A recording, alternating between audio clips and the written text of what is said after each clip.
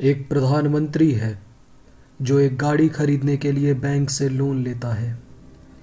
एक प्रधानमंत्री है जो मिल में साड़ियाँ खरीदने जाता है तो अपने वेतन के अनुसार सबसे सस्ती साड़ियों का चुनाव करता है।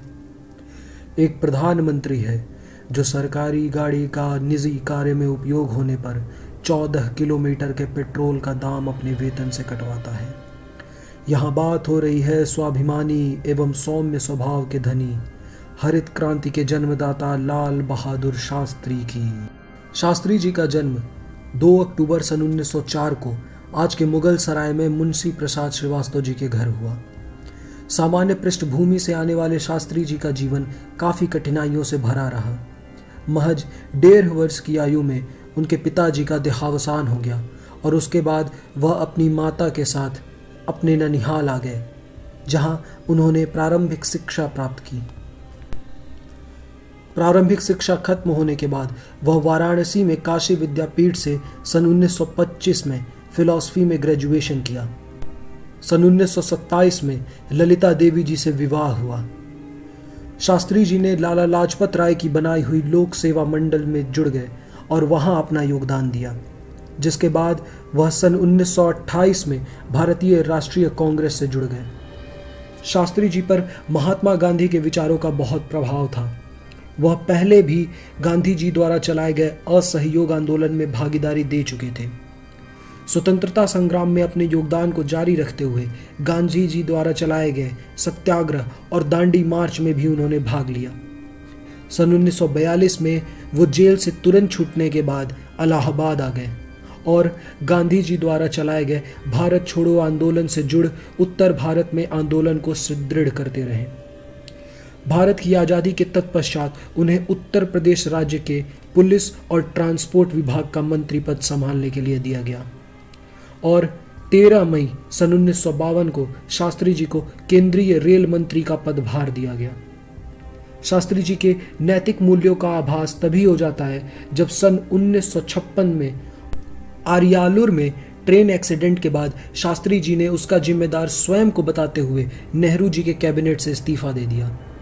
27 मई सन 1964 को नेहरू जी की अकस्मात मृत्यु के बाद उन्हें देश की बागडोर थमाई गई। शास्त्री जी के सामने कई विकट परिस्थितियां थीं।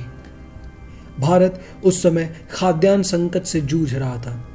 शास्त्री जी ने भारत के लोगों से अपील की कि एक वक्त का उपवास करें ताकि जो भारत के लोग भूखे सो रहे हैं हम उन तक खाना पहुंचा सकें, जिसका पूरे भारत ने पुरजोर समर्थन किया। शास्त्री जी जानते थे कि केवल उपवास से खाद्यान्न संकट खत्म नहीं होने वाला है।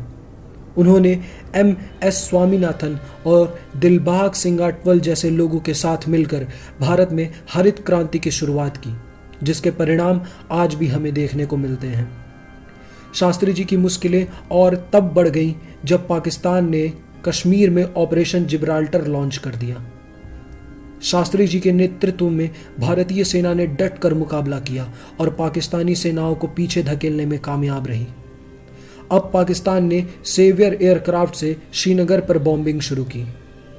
भारतीय वायुसेना ने उसका भी कड़ा प्रत्युत्तर दिया। अब बारी भारत की थी। शास्त्री जी के आदेशानुसार भारत ने लाहौर की तरफ से इंटरनेशनल बॉर्डर खोल दिया और अंदर तक घुसते गए। यह बिल्कुल सरप्राइज अटैक था। पाकिस्तानी इससे घबराकर कश्मीर से भागकर लाहौर आ गए। पाकिस्तान को रेस्क्यू के लिए अमेरिका ने पूरा साथ दिया। शास्त्री जी ने ठीक उसी समय जय जवान और जय किसान का नारा भी दिया। अप्रत्याशित हार को देखते हुए पाकिस्तान विश्व में मदद मांगने चला गया। ठीक इसी समय सोवियत यूनियन ने युद्ध रोकने के लिए भारतीय प्रधानमंत्री लाल बहादुर शास्त्री और पाकिस्तानी राष्ट्रपति जनरल अयूब को ताशकंद बुलाया। शास्त्री जी पर वैश्विक दबाव डाला गया और शास्त्री जी ने अंततः ताशकंद ट्रीटी को माना और अपनी अपनी सेनाओं को यथावत स्थिति पर ले आने की बात पर सहमति जताई। 10 जनवरी 1966 को ताशकंद में समझौता हुआ और भारत की ओर से लाल बहादुर शास्त्री और पाकिस्तान की ओर से जनरल अयूब ने उस ट्रीटी पर दस्तखत किए। 11 जनवरी सन 1966 को शास्त्री जी की अकस्मात मृत्यु हो गई। मृत्यु का कारण दिल का दौरा बताया गया। कई हिस्टोरियंस का मानना इससे बिल्कुल इतर है। कई हिस्टोरियंस का मानना यह है कि शास्त्री जी की मृत्यु दिल का दौरा पड़ने से नहीं बल्कि उन्हें जहर दिया गया था। भारत में आज तक शास्त्री जी के असल मृत्यु का कारण किसी को नहीं पता चला। कई कमेटियां बनाई गई मगर कुछ नहीं हासिल हुआ।